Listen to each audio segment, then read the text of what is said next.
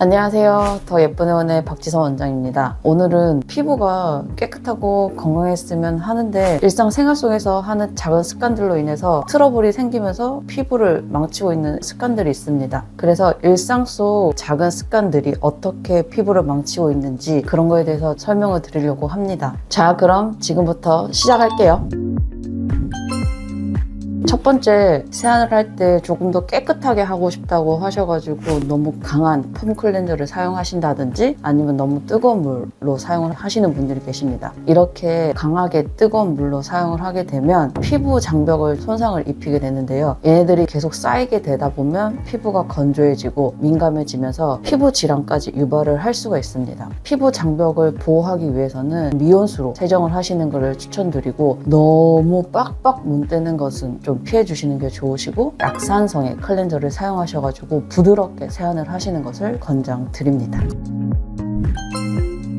두 번째는 자외선 차단제 사용하는 건데 날씨가 흐리거나 비가 올 때는 자외선 차단제를 잘 사용을 안 하고 계세요. 자외선 차단제의 역할이 뭔지 무엇을 차단을 하는지를 일단 설명을 드릴 건데요. 우리가 자외선이라 하면 파장이 여러 개가 있습니다. UVA라고 하는 자외선 파장은 320에서 400 나노미터 파장대를 말하고요. 이 파장은 우리 사람의 피부에 가장 깊숙이 침투를 합니다. 그렇게 해서 색소 침착을 유발을 할 수가 있고 피부 노화까지 유발을 할 수가 있습니다. 이 자외선은 유리에 통과해서 피부를 침투하기 때문에 이것을 차단하기 위해서 자외선 차단제를 발라주셔야 하고요. 그 다음에 UVB라고 하는 것은 280에서 320 나노미터 파장을 말하는데 이것은 사람 피부에 가장 심하게 손상을 입힐 수 있는 파장대입니다. 그래서 피부 화상, 그다음에 물집, 백내장, 크게는 피부암까지 유발을 할 수 있기 때문에 이것을 차단하기 위해서는 자외선 차단제가 필요하고요. 마지막으로 UVC라고 하는 것은 100에서 280 나노미터 파장을 말하는데 이 파장대는 오존층에서 거의 대부분 차단이 되긴 합니다. 하지만 오존층이 파괴된 곳에서는 자외선이 나오기 때문에 이것도 차단하기 위해서 자외선 차단제가 필요합니다. 그리고 자외선 차단제 문구를 자세히 보시면 SPF, PA 이런 말이 적혀 있는데 그것이 무엇이냐면 SPF는 Sun Protection of UVB입니다.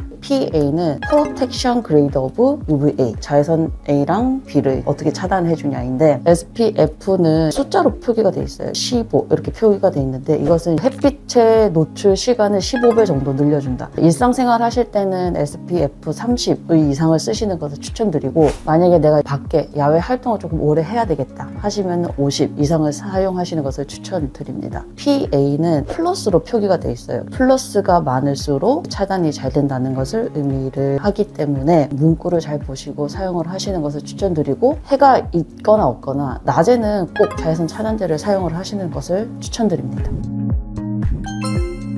세 번째, 과도하게 각질 제거하는 겁니다. 피부가 뽀득뽀득하지 않고 자꾸 하얀 각질이 보인다고 일주일에 여러 번 각질을 많이 제거를 하시는데 이렇게 하다 보면 오히려 또 피부 장벽이 무너지고 건조해지고 또 예민해지고 이런 일련의 과정들이 있기 때문에 과도하게 각질하는 것은 최대한 자제를 해주시는 것을 추천드립니다. 피부 각질이 일어난다고 하는 거는 아직 재생이 덜 됐다는 것이기 때문에 오히려 제거를 하는 것보다는 수분크림이나 크림 제형을 좀 많이 바르기를 권장드리겠습니다.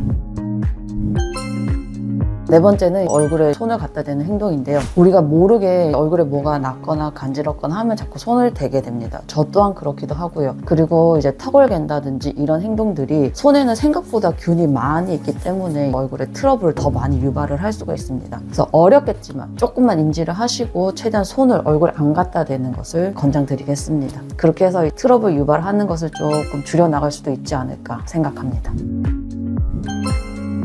그리고 다섯 번째, 잘못된 홈케어 제품 사용인데요. 유분이 많으신 분들이 번들번들하다고 오히려 적게 바르시는 분들이 계시는데 그렇게 되면 얼굴에 수분 공급이 줄어들기 때문에 역으로 유분이 더 생길 수가 있습니다. 그래서 로션 제형이나 수분 크림을 발라주셔야지 유수분 밸런스를 맞춰가지고 유분의 양을 줄일 수가 있고요. 홈케어를 자기 피부에 잘 맞춰가지고 사용하시는 것을 이제 권장드립니다. 요즘에는 인터넷으로 많은 정보들을 알게 되는데 그 정보들로 인해서 구매한 제품을 사용을 했었을 때 오히려 내 피부에 안 맞는 경우들이 있습니다. 그걸로 인해서 피부에 악영향을 미칠 수가 있고 트러블이 생길 수가 있고 더 예민해지는 경우가 있기 때문에 정확하게 자신의 피부 타입을 알고 난 후에 맞는 홈케어 제품을 구매를 하셔서 사용을 하시는 것을 권장드립니다.